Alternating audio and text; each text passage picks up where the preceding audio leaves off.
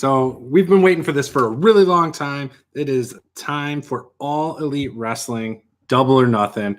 Starts in just a few short hours. In fact, 2 hours. I really wanted to get this out, get my predictions out, because after the show starts, it's easy to say, hey, I predicted that would happen. So a lot of people say that, but never have anything to go back on. Plus, I just like to keep a log of what I thought. So with that said, I'm going to jump right into this because, frankly, I'm just really excited and I got a lot of thoughts. And I want to do a follow-up video to this talking about what I think is going to happen over the next few months with future shows. So tonight, the buy-in, the kickoff show, it'll be free for everybody. You can see it on the YouTube channel. You should be able to see it on the Fight TV app. If you're outside of the United States, you should be able to see it on Bleacher Report Live, all over the place, okay? Bleacher Report Live if you're in the United States. So there's going to be the Casino Battle Royale with 21 people, and everyone will come in increments of 5. So your 5 guys will come in at first. It'll be a random draw based on the cards they've taken. I believe it's based on the color suits. And then the Joker's card, I believe, is the 21st person. I could be wrong because I thought I heard something about the Joker's card automatically means a redraw, but I don't know. So there's that, and then there's the Sammy G versus Kip Sabian match. So the Casino Battle Royale looks like it's going to have a lot of good people, but the stipulation is whoever wins is going to get a title shot. So right off the bat, I feel like that rules out 90% of the guys in the match, leaves only a few potential winners, in my opinion. The people I think are up for discussion are whoever the surprise people are, such as maybe a Jon Moxley, who I do not think is going to be the surprise entrant. You're going to have Shawn Spears, former WWE, Tye Dillinger, also known as Perfect 10, now going by Perfection Shawn Spears. MJF is a good one. They featured him a lot on the channel. I think something that would be interesting is if they inserted Adam Page, but I know they can't do that because they had all the guys booked before they canceled the Pac match. So I know they're not going to do that. But yeah, so you have a lot of guys in that match. I believe Glacier's in that match, Luchasaurus, what's his name? Jungle Boy, Sammy, Sunny Kiss. Just a lot of people are in that match. I would love it, and I would mark out like crazy if MJF won. If you saw his interview with Chris Van Vliet, like he's just so entertaining as a heel, and I can't ever imagine him being a face. I love him as a heel, and I would love to run into the guy and have him just cut a heel promo on me. I think that'd be freaking hilarious. I wonder what he's like, behind the scenes with these guys as man-to-man. But as a heel, he's hilarious. So anyways, I would love MJF. I think that would be really cool. I don't think that'll happen, though. I think we're looking at Shawn Spears probably, or whoever the surprise entrant is, probably Jon Moxley. That's what a lot of people are saying. He lives in Vegas. He's a free agent. He had really high production on the promo video he had a few months ago. At like 127 mark, I believe, it says Viper. There's dice on the wall. And the dice on the front of them is 2 and 5. It's too much of a coincidence. He will be at All Elite Wrestling Double or Nothing tonight. No questions asked. So that's who I think will win the Battle Royal. I'm looking forward to seeing Joey Janela too. Sorry, Joey Janela would be a good one too, because I think over the next few months, Janela and MJF are going to really rise up and be All Elite guys. Like these are going to be guys that you can point to and say, hey, these are the up and coming stars of this promotion, as well as along the sides of Adam Page and things like that. I think those are the 3 guys that are going to be in a few months. You look back and you go, All Elite Wrestling made those 3 stars. So that's what I expect there. Joey Janela is awesome. MJF is awesome. Joey Janela is crazy from what it sounds like, from following him on Twitter, from seeing matches he's been in. Dude is nuts. And MJF is willing to do some crazy stuff too, surprisingly. I found out about him back at All In. And then I saw, some stuff online, like really bloody matches with like Joey Janela and things like that. So I think that's cool, and that'll be very interesting to see how that proceeds. So anyway, so yeah, my actual pick is either I got to pick one. So I'm just going to go with screw it, Shawn Spears. All right. So then I think that of the Sammy Guevara versus Kip Sabian, I've really started to like Sammy Guevara from his YouTube channel. I'm part of the Panda fam, if you know what I'm saying. That's what he calls his fans on his YouTube channel. He's very entertaining. I like his vlogs. I think sometimes he goes over the top with some of how tired he is, but I get it. It's a grueling job traveling as much as he does. He went to Pakistan recently and things like that. Guy puts it all out there, has some really intense, acrobatic, athletic matches, takes the time for his fans. He seems like a quality guy. And so I really like that. Now, Kip Sabian from the UK, I'm not real familiar with. I've seen a little bit, very little. And it looks like it's going to be a really good match. Both about the same size. Both guys are very athletic. So I expect some interesting things to be in that match. Probably, maybe a couple things I haven't seen in a long time. I'm gonna go with Kip Sabian, and the reason I'm going with that is because of the UK TV deal. The one it's going to be in front of what they say, 20 some odd million people, whereas the WWE TV deal is like 2 million. So I think they need a guy to make a strong showing from the UK with Pac out. Maybe that guy's Kip Sabian. Maybe it's somebody else. Maybe the number 21 is somebody like Magnus or Nick Aldis. Sorry. Maybe that's what would happen there. But yeah, you need a guy from the UK. Maybe the number 21 was Marty Scurll. I don't know. But I think Kip Sabian wins here. So I'm going to go with him just for the UK audience. The next match on here is the six-woman match. Aja Kong, and I'm going to butcher these, Yuka Sakazaki and Emi Sakura versus Hikaru Shida, Riho, and Ryo Mizunami. I remember watching Aja Kong a long time ago. She is awesome. I remember when she teamed up with Awesome Kong. I've never been so afraid of a female wrestler in my life. This is a woman I would never, ever want to see angry at me, because she will mess you up. So I'm going to go with the team of Aja Kong, or Aja Kong as I've caught them calling her. I always have called her Aja Kong though, but Aja Kong. So Aja Kong, Yuka Sakazaki, and Emi Sakura. So yeah, that's my pick there. The three-way match of women, Dr. Britt Baker versus Kylie Rae versus Nyla Rose. This reminds me, it almost feels like Dr. Britt Baker is playing the role of Charlotte, Kylie Rae playing the role of Bayley, and Nyla Rose is playing the role of Nia Jax. Now, obviously, I don't feel like that's AEW's intent, but that's how I feel. And I think these girls are going to be mainstays. I think, who their demographic is as fans will be very similar. I could see Nyla Rose.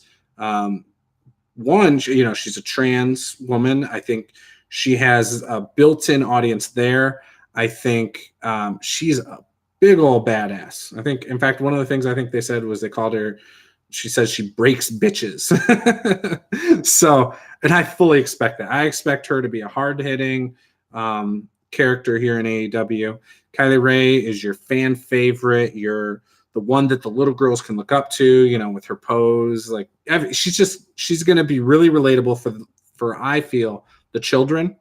And then Dr. Britt Baker, I think, is, and seeing her at All In and things like that, she's going to be the wrestler. She's going to be the one that the wrestling fans take to as a female wrestler. They're going to be like, she's really good at putting on good matches, similar to the Charlotte Flair thing.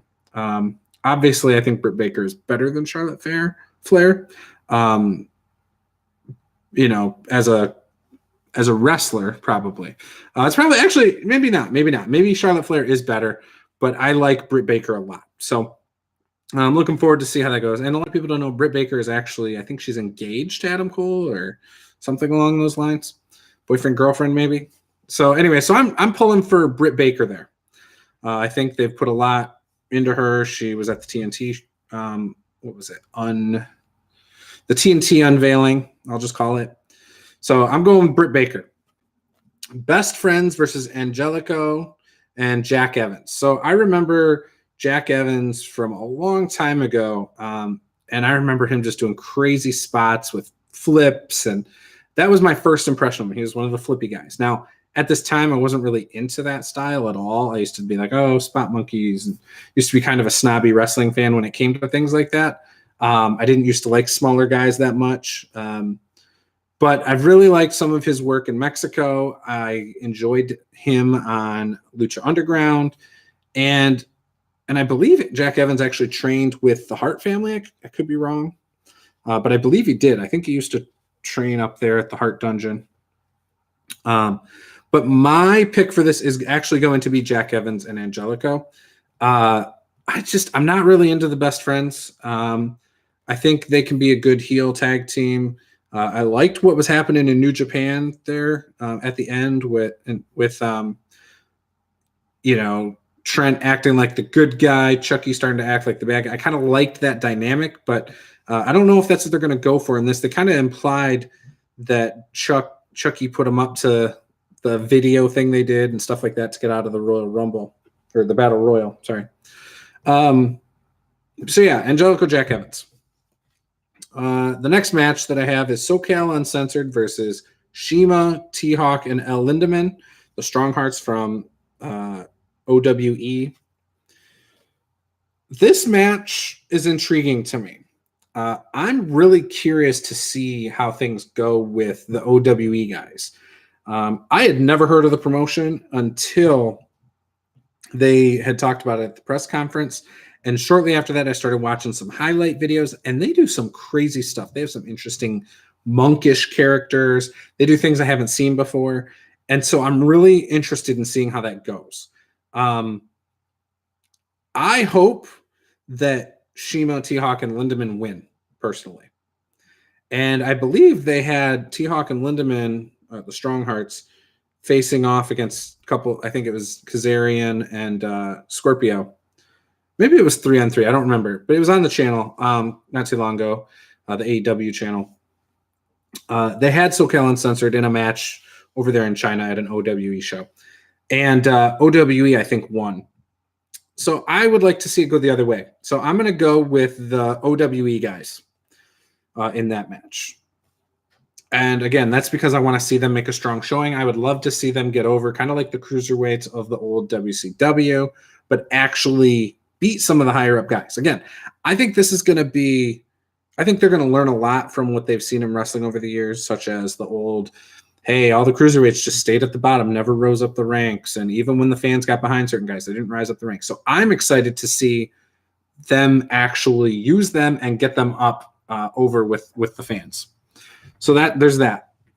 Next up is Cody Rhodes versus Dustin Rhodes. This is a match I used to rave for online, trying to get WWE to do. And obviously I had little say, but on Twitter, things like that, I used to tweet it out a lot and really hoped we would see a good match between those two, especially with their father involved when he was still alive.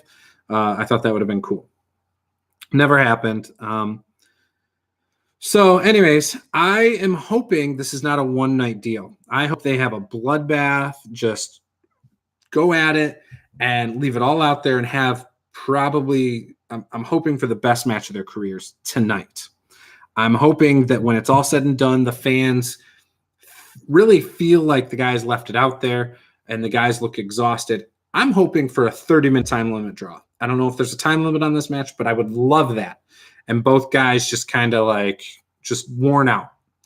And I'm hoping to see after the match some kind of continuation, whether it's Cody reaching his hand out and Dustin attacking him, hitting him with a curtain call or something, and then grabbing the mic and saying, I'm Dusty's favorite, and slamming the mic down and leaving. Because I want to see this happen over a couple months. I want to see a draw. I want to see maybe a disqualification, and then I want to pay off. I want this to end with a cage match. That's what I want. I want no guys to be able to leave. I want it to be brutal bloodbath. And I don't normally get excited about color. I'm not like, oh, you need color to sell a good story. But in this case, I think it would add to the match. Now, AAA tag title match. Oh, sorry. Yeah, so I'm going to predict a draw. That's what I'm saying for the Cody Dustin Rhodes match. I'm not picking a winner. AAA tag title match. You got the Young Bucks versus the Lucha Brothers. I think the Lucha Brothers are going over. They hold the AAA tag titles. There's still 4 months till TV. So there's also multiple shows still. There's still Fight for the Fallen, Fyter Fest, and possibly All In 2 before TV. Maybe more shows. There's also the AAA TV and things like that. So there's a possibility the Young Bucks win and go back to AAA and do some matches there with some other teams. But I think what would be really cool is if the Lucha Brothers did win. So then they get the belts back. AAA can then go down, or AAA. Young Bucks can go down to AAA, get their rematch, and maybe lose. I'm okay with them losing and not coming back with the belts. But maybe they have to work to their title match. I don't know. But then maybe they wrestle a couple other tag teams, and then boom, another Lucha Brothers match for the AAA titles where Lucha Brothers win. I don't know. So I'm going to choose the Lucha Brothers. I just think that would be, for me, more entertaining. Plus, I really love Pentagon. I just love him. So, anyways, then the main event is Kenny Omega versus Chris Jericho for a shot at the winner of the Casino Battle Royale for the title. So I went with Shawn Spears. Again, I could see somebody like Nick Aldis, the NWA World Heavyweight Champion. I could see Marty Scurll winning that as a mystery guy. But I really think it's going to be someone. I said Shawn Spears. I think it's going to be an ex-WWE guy. So I know that they're not going to worry too much about faces and heels. I'm going to say, since I went with Shawn Spears, Chris Jericho wins this match. Kenny Omega won the first. It would make sense for Chris Jericho to win this. So then they each got one win. And I think Chris Jericho then goes on to face Shawn Spears for the title. And I think Shawn Spears puts on an impressive performance, but ultimately Chris Jericho wins. And he will be your inaugural AEW World Heavyweight Champion. And I believe the title is going to look like the old NWA Mid-South title, the real big one that Magnum TA had. Iconic title. I actually think that'll be really cool if they do something like that too. But it just makes sense. I mean, you're putting the title on your most known wrestler. He's a heel. The promos he's been cutting about wanting thanks and ceremonies and all this stuff are great. And if he wins, he just keeps digging it, like, hey, this is what I want. I'm your champ. I deserve this. I think that's the way to go. I think with him then beating Shawn Spears, I think you then can set up, and I'm not sure if that match, the title match, has happened at Fyter Fest, Fight for Fallen, All In 2. I don't know. But I would love then for Kenny Omega to get a shot after TV starts again. Because I think I want Kenny Omega to work for it. I love the chase towards Okada, where it took 2 years and he finally won, was amazing. Great matches, or maybe he gets a shot before TV starts, but it's a draw, or Chris Jericho gets DQ'd. I would love that. So then you have people rumored at Double or Nothing. Jon Moxley, CM Punk, Marty Scurll, those three. Marty Scurll was at the Best of the Super Juniors. I think that's over now. I think that ended last night. Normally their shows, I think, end Saturday Night in America is the last night of their shows, but I believe it ended last night. I'm not sure. I'm behind on my New Japan watching, unfortunately. So I would love if Marty Scurll was in the Battle Royal. Would love it.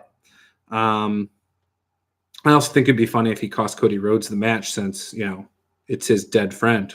And MJF kind of took his place. So yeah, I think that would be interesting, or maybe Marty Scurll costs MJF the match since MJF kind of replaced him with Cody. I think that'd be interesting. So there's one. People online have been talking about Pac and Adam Page. Pac still possibly showing up. I don't think that's happening. What does Adam Page do? Does he have a match with Jon Moxley? I don't think that's happening. I think they're going to stick to Adam Page not being on the show in a match. I do think he'll be at the show, and I think something will happen storyline-wise to give him a match next month. Maybe that's where Jon Moxley comes in. It's not a match. Maybe Moxley comes in and attacks him while he's talking about Pac and, whatever. That would be great, especially if he attacks him with weapons. I want to see if, and I think Jon Moxley is in AEW. I want to see Jon Moxley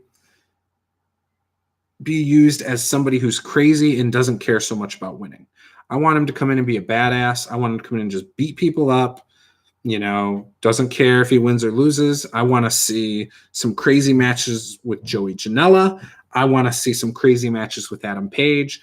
I'd love to see Moxley fight Jericho. I think that would be the best match before, or at All In 2 right before TV. In fact, over the next 3-4 months, I think if Jon Moxley and Chris Jericho have a feud that starts, say, next month, so maybe tonight you start the thing with Adam Page. Next month, Jon Moxley beats Adam Page. Maybe he uses like a barbed wire bat or something crazy. And excuse me, hang on one second. Oh, I'm out of water. Damn, I'll have to get some in a minute. Anyways, maybe Jon Moxley beats Adam Page with a weapon, and then goes on and faces Chris Jericho a month or two later after beating somebody else.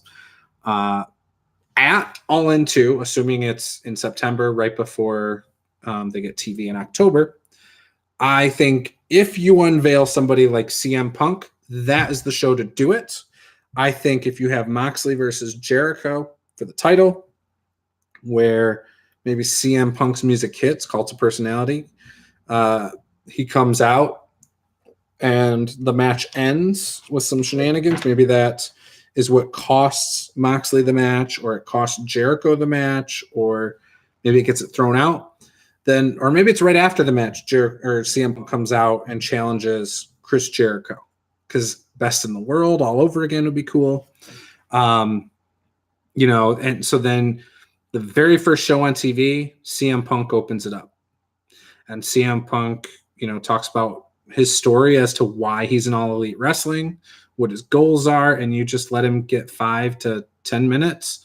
You don't, and I don't want it to be like maybe you don't do it to start the show. Maybe Cody comes out to start the show, or the champion comes out to start the show and demands answers, and the hype leading up to the very first TV show is that CM Punk is going to be there.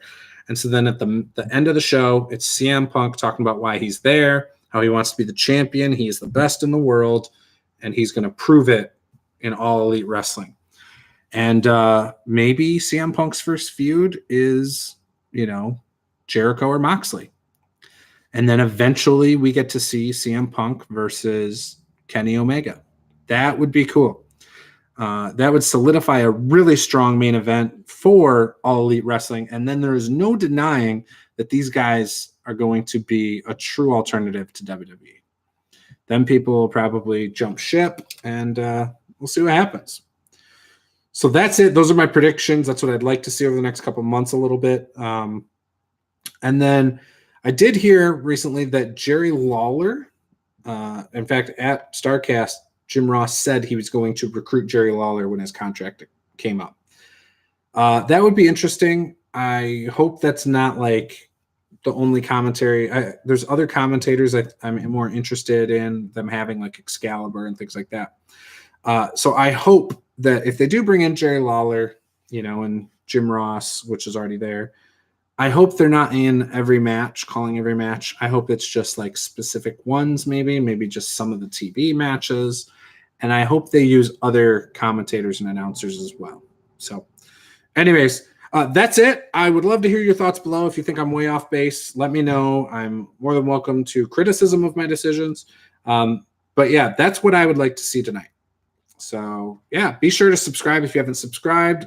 Hit that like button, and I will talk to you guys next time. This was Pro Wrestling with Juice, and these are my opinions.